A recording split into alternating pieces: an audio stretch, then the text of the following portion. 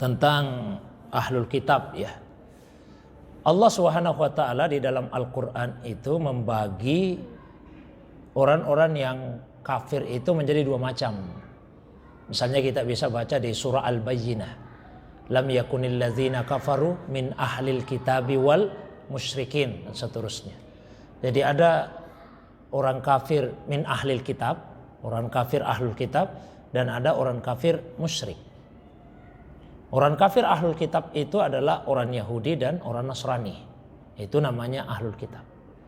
Selain itu menurut mayoritas ulama, maka itu sudah masuk dalam kategori kafir yang musyrik, selain Yahudi dan Nasrani. Nah, ada perbedaan sikap terhadap atau perbedaan beberapa hukum yang berkaitan dengan ahlul kitab dengan musyrik tadi. Misalnya saja, kalau kita baca di Al-Quran pada surah Al-Ma'idah ayat 5, dan itu yang ditanyakannya. Allah SWT berfirman, Al-yawma uhilla lakumut thayyibat wa ta'amul lazina utul kitaba hillul lakum wa ta'amukum hillul lahum wal muhsanatu minal mu'minat wal muhsanatu minal lazina utul kitab min qablikum idza ataitumuhunna ujurahunna muhsinina ghaira musafihina wala muttakhidhi ahdan, dan seterusnya. Al-Maidah ayat 5. Pada hari ini kata Allah, dihalalkan bagi kalian at-thayyibat, yang baik-baik. Kemudian wa ta'amul ladzina utul kitab, dan makanannya ahlul kitab. Yang dimaksud di situ sembelihan. Jadi dihalalkan bagi kalian sembelihannya ahlul kitab. Jadi sembelihan ahlul kitab hilul lakum, halal bagi kalian. Sebagaimana makanan kalian halal juga untuk mereka. Bukan sekedar sembelihan, Pak. Nah, dilanjutkan lagi. Wal muhsanatu minal mu'minat. Kemudian dihalalkan bagi kalian menikahi perempuan-perempuan yang menjaga kehormatan. Ini orang yang beriman, Pak ya. Menjaga kehormatan dari kalangan orang-orang yang beriman. Lalu wal muhsanatu minal ladzina utul kitab. Dihalalkan juga bagi kalian untuk menikahi perempuan-perempuan yang menjaga kehormatan dari kelompok ahlul kitab sebelum kalian. Nah, maka ayat ini menjadi dasar kebolehan menikahi perempuan ahlul kitab. Ya, juga menjadi dasar kebolehan untuk memakan sembelihan mereka.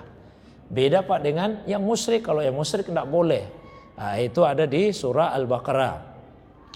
Pada surah Al-Baqarah 222 Allah SWT menegaskan, wala tankihul musyrikat, janganlah kalian menikahi wanita-wanita musyrik, ya.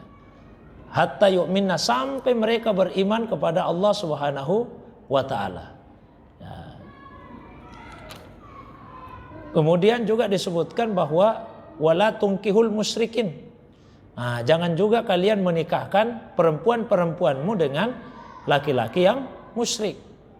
Ya, hatta yu'minu, sampai mereka beriman. Ya, kan tegas di ayat itu. Ya, dikatakan jangan nikahkan wanita-wanita musyrik sampai mereka beriman. Nah, kemudian setelahnya itu juga disebut jangan nikahkan jangan nikahkan perempuan-perempuan kalian dengan laki-laki musyrik sampai mereka beriman. Kalau ahlul kitab boleh kita nikahi perempuannya. Nah, timbullah tadi pertanyaannya, masih ada ke ahlul kitab ini sekarang?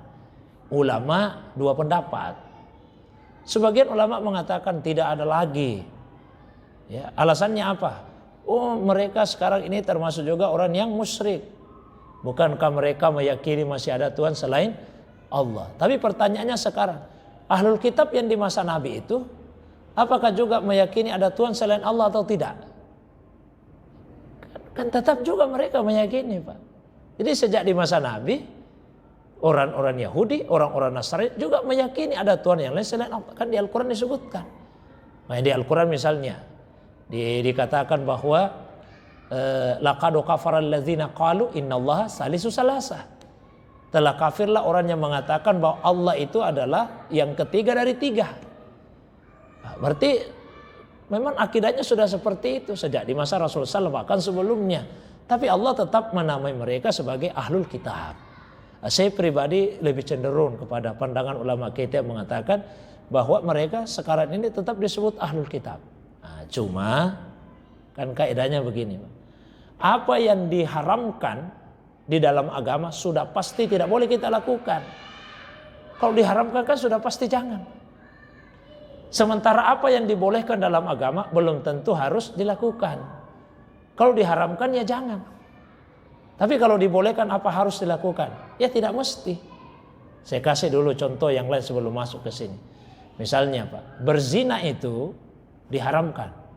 Karena diharamkan sudah pasti jangan dilakukan. Punya istri lebih dari satu kan boleh Pak. Tapi kalau saya tanya, apa harus dilakukan? Harus atau tidak Pak? Kan tidak harus. Meskipun boleh, tapi tidak harus dilakukan. Nah, sama juga menikahi perempuan musyrik itu diharamkan. Karena diharamkan sudah pasti jangan. Menikahi perempuan ahlul kitab boleh menurut pendapat sebagian ulama kita. Dan itu tadi ayatnya Al-Maidah ayat 5. Tapi apa harus dilakukan? Kok tidak harus juga untuk dilakukan. Tidak harus dilakukan.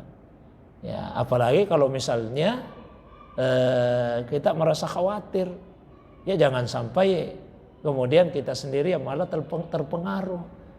Ya, mengapa yang laki-laki dibolehkan menikahi perempuan ahlul kitab, ya, sementara yang perempuan beriman tidak boleh dinikahi oleh laki-laki ahlul kitab sekalipun, karena laki-laki itu yang kepala keluarga, dia diharapkan bisa membawa istrinya sesuai dengan apa yang dia yakini.